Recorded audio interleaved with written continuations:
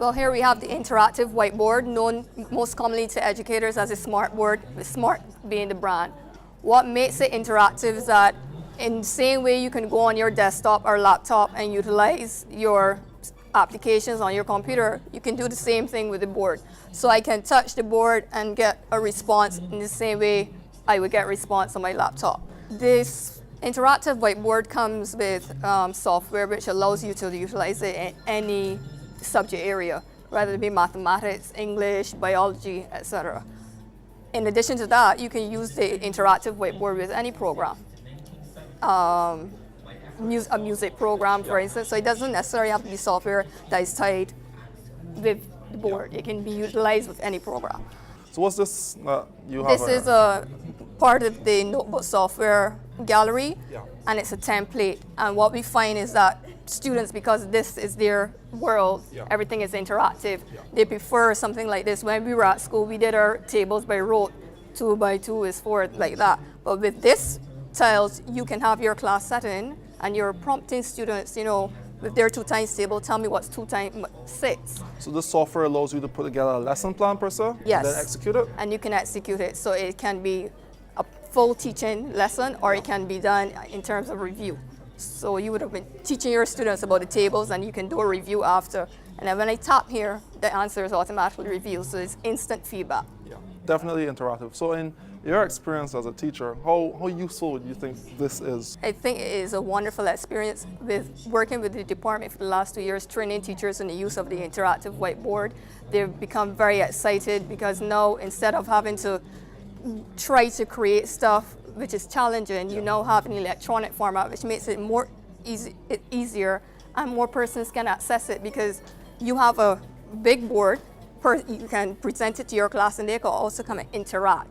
Well, if you're just sitting at your computer, I cannot see what another student is doing. I cannot see what my colleagues are doing unless I get up.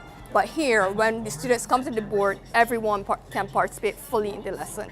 So the teachers are excited, but what about the students? I can honestly tell you that the students are excited. I'm outside of the classroom now, but in a setting like this, I see students come and they want to spend hours in here. And we've had students passing through for the last 2 days, and they're very into this. And I mean, even though it's educational, but they're still here. If I ask students, stay and tell me your 2 times table, they will probably say, but here, they're very eager to come into it, very eager. Okay, so I'm here with Kim Weeks. She is a videographer and a like-minded technology enthusiast. How we see technology helping the youth in the classroom, I have this vision and a passion for culture and cultural heritage.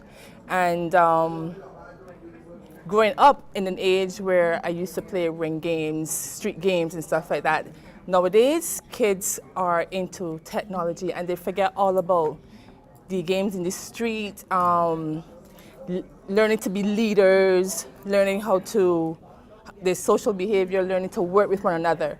And that is one of the things that was pertinent in these ring games.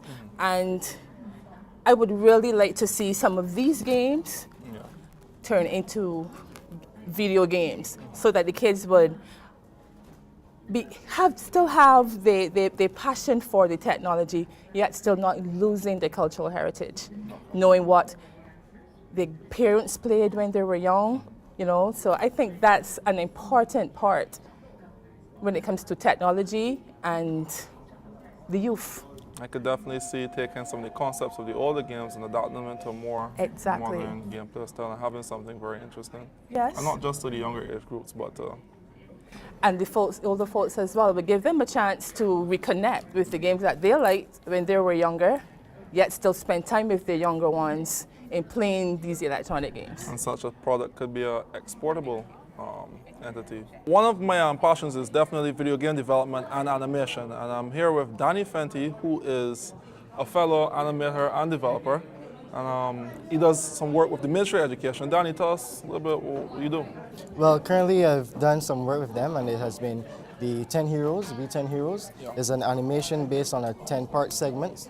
So we cover all of the national heroes of Barbados, and also we've done a video game. We've done a video game for them, a computer software which surrounds the intrusive visitor, which is basically about Hurricane Janet and how to prepare for hurricanes that may come to Barbados. It's an interactive game.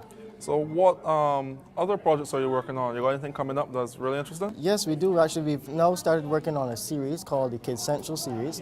This surrounds educational content in animated form and also using film and so on.